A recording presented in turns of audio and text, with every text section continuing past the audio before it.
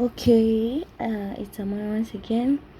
Yeah, so guys, jamani, nimekuja na short story na kichwa chake ni Amaya. Nimekuja na short story, kichwa chake ni Amaya. Here presenting a short story with title Amaya. By the title Amaya. Okay. There was a certain girl. They call her Amaya, not because life was gentle to her, but because she learned how to carry pain with grace. Okay, they call her Amaya, not because life was gentle to her, but because she learned how to carry pain with grace.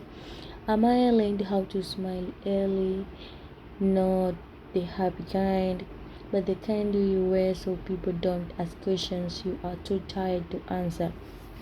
Alijifunza kucheka akiwa bado mdogo kwa sababu kusema nimechoka ilionekana kama kosa. So as days keep going, so she became strong to laugh when her chest felt heavy.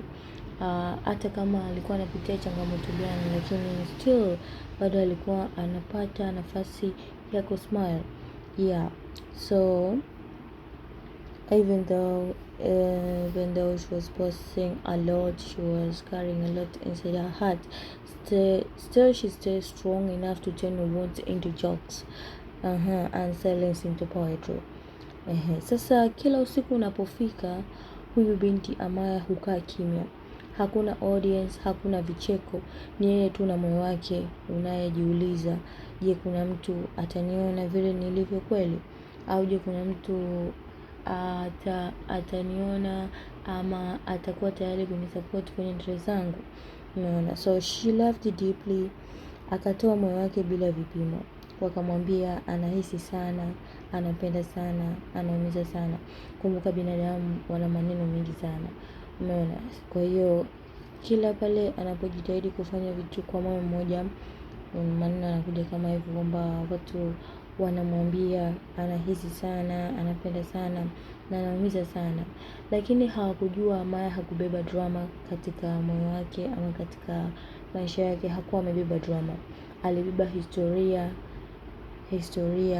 ya the whole world, historia ambayo inafunza watu au itakuja kufundisha watu. Hasa leo bado anacheka, na sio kwa sababu maumivu yaliisha, hapana, bali kwa sababu kuishi bila kicheko ndiyo kungezidi kumvunja moyo. Kwa hiyo huyu binti huwa anacheka kila wakati, anakuwa hapendi kukwazwa wala kumkwaza mtu yeyote. Kwa hata kama akiwa amekwaza, still bado yeye atakuwa yupo kwenye kicheko. Kwa hiyo bali kwa sababu kuishi bila kicheko kwake ni maumivu, na kunaweza kukamvunja moyo kabisa na akahisi differently. And if you have ever hear about Amaya, if you have ever hear Amaya's jokes, remember kwamba she's not trying to be funny, she's not trying to be fun, hapana, she's trying to stay alive. Kwa hiyo kama kuna mtu amesikia story, itaendelea wakati mwingine. Yes, hivyo basi jamani, msisahau kunifollow, msisahau kusubscribe, msisahau kushare.